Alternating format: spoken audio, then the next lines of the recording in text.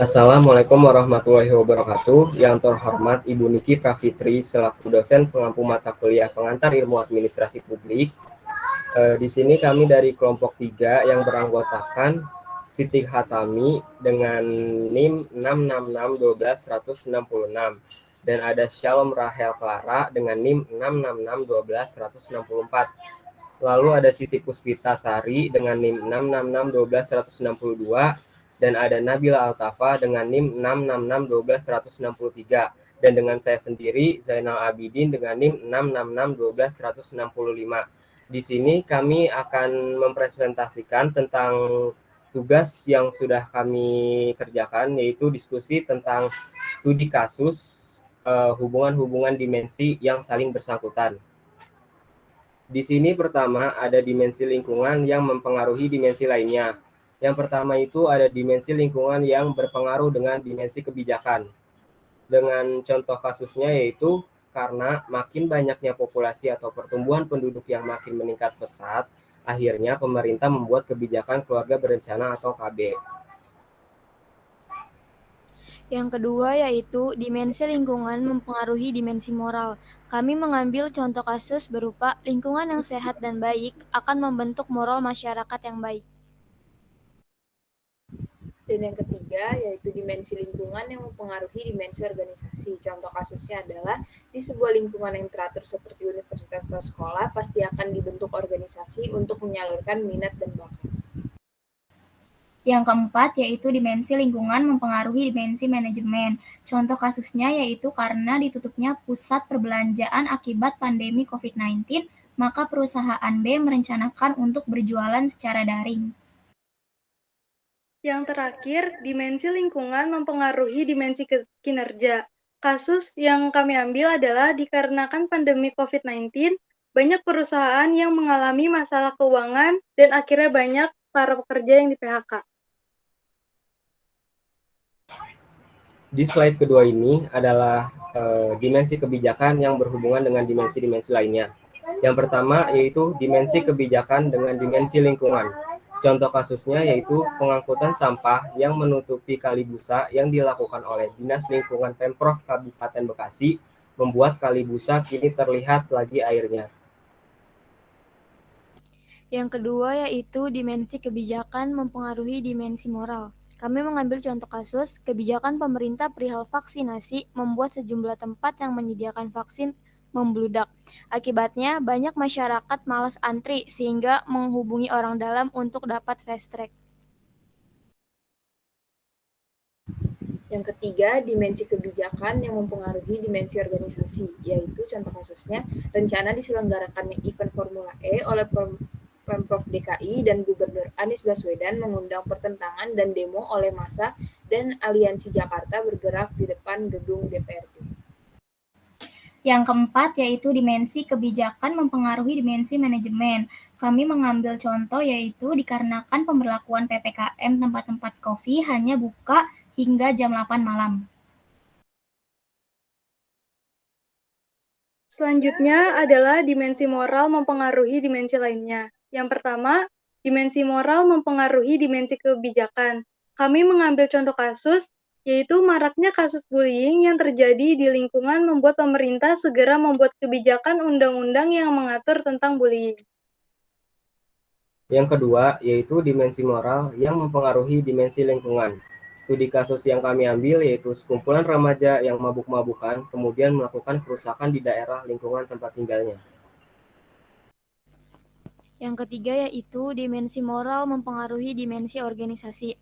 Kasus yang kami ambil adalah kasus suap impor daging sapi yang terungkap pada tahun 2013 memberikan pengaruh negatif pada elektabilitas partai PKS. Yang keempat yaitu dimensi moral dan yang mempengaruhi dimensi manajemen. Contoh kasusnya adalah karyawan wajib melakukan absensi ketika datang maupun pulang kerja sehingga memudahkan perusahaan untuk memantau kehadiran karyawan dan sebagai media pertimbangan jika suatu saat ada sistem kenaikan jabatan dan sebagai penentu upah. Selanjutnya yaitu dimensi moral mempengaruhi dimensi kinerja. Contoh kasusnya yaitu pegawai yang melakukan tindak korupsi pada perusahaan membuat perusahaan tidak mencapai titik keberhasilan atau sasaran yang seharusnya. Selanjutnya adalah dimensi organisasi mempengaruhi dimensi lainnya. Yang pertama, dimensi organisasi mempengaruhi dimensi lingkungan. Contoh kasus yang kami ambil adalah akibat massa yang membludak karena bagi-bagi es krim gratis oleh Unilever, mengakibatkan kerusakan di Taman Bungkul karena tanaman yang diinjak-injak. Yang kedua, ada dimensi organisasi yang mempengaruhi dimensi kebijakan. Studi kasusnya yaitu karena pegawai di PT Gudang Garam banyak yang kena COVID, maka PT Gudang Garam yang mengeluarkan kebijakan untuk tutup sementara. Selanjutnya ada dimensi organisasi yang mempengaruhi dimensi moral. Contoh kasusnya adalah PT Karya Putra Mandiri Bersama atau KPMB yang tidak melakukan kewajibannya atas pembayaran uang cuti, THR, dan pembayaran uang sisa kontrak kepada karyawannya, sehingga para karyawan melayangkan aksi demonstrasi di jalan. Yang keempat, dimensi organisasi yang mempengaruhi dimensi kebijakan. Contoh kasusnya adalah di setiap tahunnya organisasi Hima AP mengadakan open recruitment untuk anggota baru, dan para anggota lama membuat bagaimana sistem open recruitment. Selanjutnya yaitu dimensi organisasi mempengaruhi dimensi kinerja. Contohnya, kerusuhan demo penolakan Omnibus Law menyebabkan jalanan menuju SMA 24 dipenuhi gas air mata dan mengakibatkan siswa-siswi pergi ke sekolah memakai pasta gigi di bawah mata. Selanjutnya adalah dimensi manajemen mempengaruhi dimensi lainnya. Yang pertama, dimensi manajemen mempengaruhi dimensi lingkungan. Contoh kasus yang kami ambil adalah dalam rencana induk Jakarta, kawasan Kelapa Gading direncanakan akan difungsikan sebagai sawah dan daerah resapan air, namun dalam perkembangannya Kelapa Gading menjadi perumahan elit yang menyebabkan sering terjadinya banjir di daerah tersebut.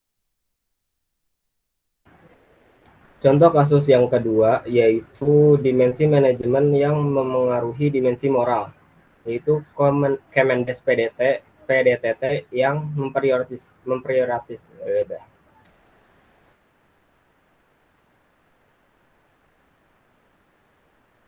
Yang kedua, ada dimensi manajemen yang mempengaruhi dimensi moral. Contoh kasusnya, Kemendes PDTT yang memprioritaskan dana desa untuk SDGs desa agar mencapai 18 target pembangunan berkelanjutan atau TPB. Desa yang telah ditetapkan dalam SDGs desa, salah satunya yaitu desa tanpa kemiskinan. Berikutnya, dimensi manajemen yang mempengaruhi dimensi kebijakan. Contoh kasusnya adalah perencanaan kuliah hibrid mahasiswa administrasi publik dibatalkan karena tidak ada praktek dalam pembelajaran jurusan administrasi publik. Kemudian yang keempat adalah dimensi manajemen yang mempengaruhi dimensi organisasi. Contoh kasusnya, karena ketidakjelasan perusahaan travel, pemberangkatan haji mengakibatkan sejumlah calon haji mengajukan protes di perusahaan travel tersebut. Yang kelima yaitu dimensi manajemen mempengaruhi dimensi kinerja. Contohnya PT Ciptra Hydropower lalai dalam mengawasi para pekerja yang bekerja di dermaga 4 pelabuhan Merak sehingga menyebabkan 2 orang pekerja luka-luka dan berpengaruh pada sistem kinerja yang menjadi tidak kondusif dan berakibat pengocoran pelabuhan menjadi tertunda. Selanjutnya adalah dimensi kinerja mempengaruhi dimensi lainnya, yaitu dimensi kinerja mempengaruhi dimensi organisasi. Contoh kasusnya adalah salah seorang SMAN 3 Yogyakarta yang mengikuti Olimpiade Geografi Internasional dan Olimpiade Informatika Internasional berhasil meraih medali dan mengharumkan nama Indonesia, serta meningkatkan akreditasi sekolahnya. Ada dimensi kinerja yang mempengaruhi dimensi lingkungan. Kasus yang kita ambil yaitu akibat dari tanah longsor yang terjadi sepanjang jalan di Jakarta di Jalan Kerja Bakti 1 tertutup sehingga dilakukan tindakan penanganan oleh petugas gabungan sehingga jalanan di lingkungan sekitar sudah bisa dilalui oleh para pengendara. Selanjutnya ada dimensi kinerja yang mempengaruhi dimensi moral. Contoh kasusnya adalah orang tua yang sudah melakukan pola asuh pendidikan, pengajaran akhlak, serta sopan santun bagi anaknya sejak usia dini, membuat sang anak dapat tumbuh dan berkembang menjadi anak yang berakhlak dan beretika. Yang terakhir, dimensi kinerja yang mempengaruhi dimensi manajemen. Contoh kasusnya, kinerja baik BUMN walaupun dalam kondisi pandemi membuahkan hasil dan mendapatkan penghargaan. Maka dari itu, pembina BUMD terus mengatur dan mencari inovasi-inovasi yang lebih efektif lagi. Ya, itu adalah contoh-contoh kasus yang ada di dekat kita dan terjadi pada kehidupan sehari-hari. Banyak sekali kasus-kasus yang berhubungan dengan dimensi satu dengan dimensi lainnya. Mungkin itu saja studi kasus yang telah kami paparkan. Sekian dari kelompok 3. Wassalamualaikum warahmatullahi wabarakatuh.